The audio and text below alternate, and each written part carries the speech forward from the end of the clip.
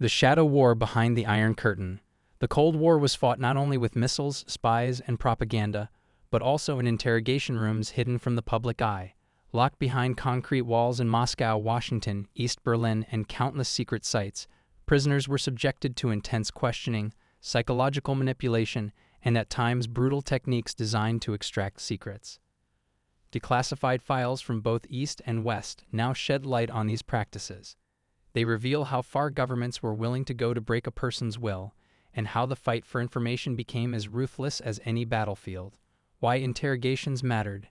In a world where nuclear standoffs and espionage defined geopolitics, information was power.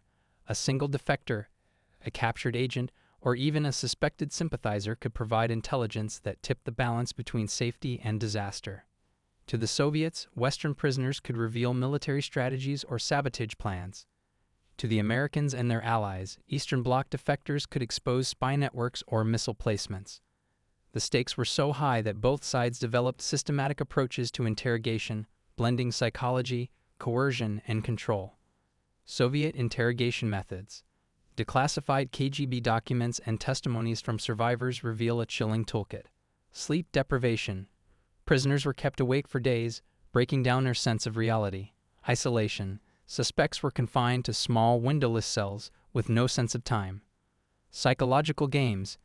Interrogators posed as sympathetic allies, then turned aggressive, confusing the prisoners' loyalties. Show trials and fear of execution. Prisoners were reminded constantly that their fate depended on cooperation. What made Soviet methods particularly effective was their patience.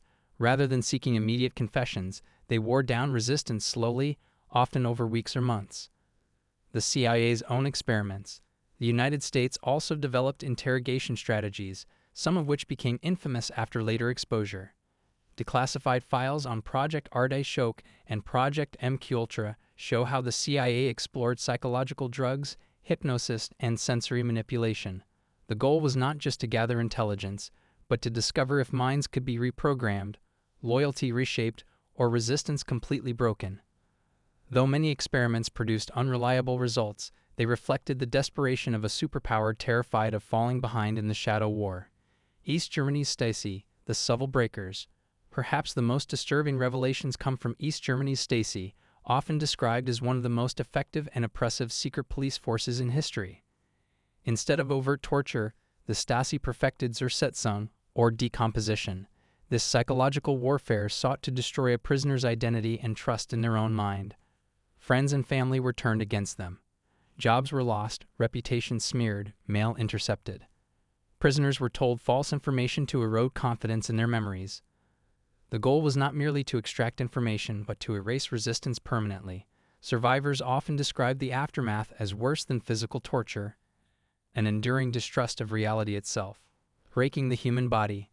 Physical methods were not absent. Accounts from Eastern Bloc prisons describe beatings, exposure to extreme cold, and confinement in painful stress positions. These were designed not always to kill, but to weaken, humiliate, and ensure obedience. In some cases, prisoners were forced to stand for hours or days, chained to the floor. In others, interrogators manipulated food and water, offering small comforts only in exchange for cooperation. The message was clear. The body belonged to the state until the mind submitted. Psychological manipulation, the real weapon. Yet the most powerful techniques were often invisible. Both East and West realized that breaking the mind was more effective than breaking bones. Prisoners were alternately shown kindness and cruelty, creating dependency. They were convinced their allies had betrayed them. False documents or forged confessions were used to trap them in contradictions. Declassified notes from Soviet interrogators reveal one chilling principle. A man who doubts his own memory will give you anything you ask. High-profile cases. Several Cold War interrogation stories stand out. Francis Gary Powers, the U.S. pilot shot down during the 1960 U-2 incident, was interrogated by the KGB. Though not physically tortured, he faced relentless psychological pressure until he confessed to espionage.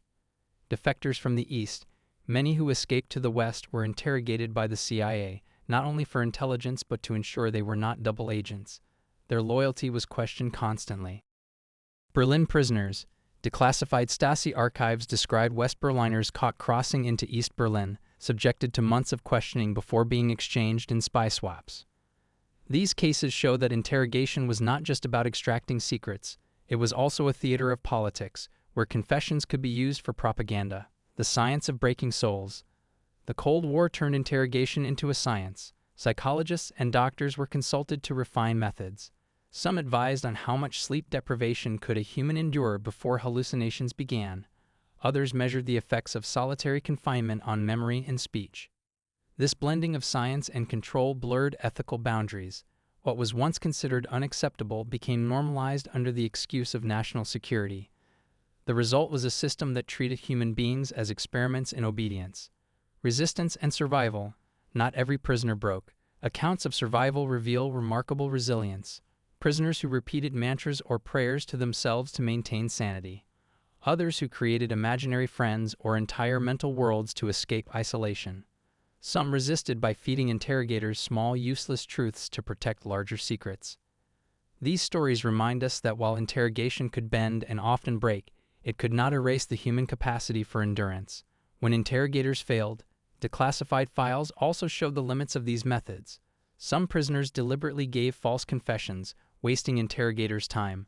Others became martyrs, refusing to yield even under threat of death. The unreliability of information obtained under coercion became a major criticism within both the CIA and KGB.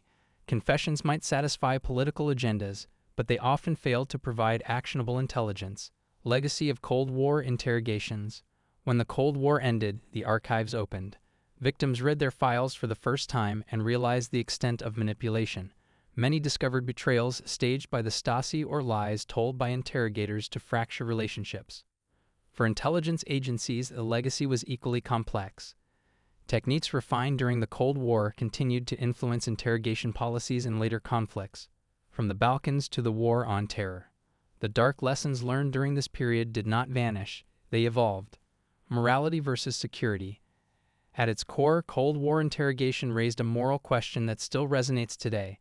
How far should a government go to protect itself? Was it justified to psychologically destroy an individual for the sake of national security? Did the fear of nuclear annihilation excuse tactics that would otherwise be condemned as torture? The declassified files force us to confront these questions not as abstract debates, but as lived experiences of thousands whose lives were shaped or shattered by interrogation rooms. The truth they leave behind. In unveiling these practices, we uncover a chilling truth. The Cold War was not only about bombs and spies, but about breaking human souls. The RFD of a tornado may rip apart houses, but in interrogation rooms, minds and identities were torn apart with equal violence.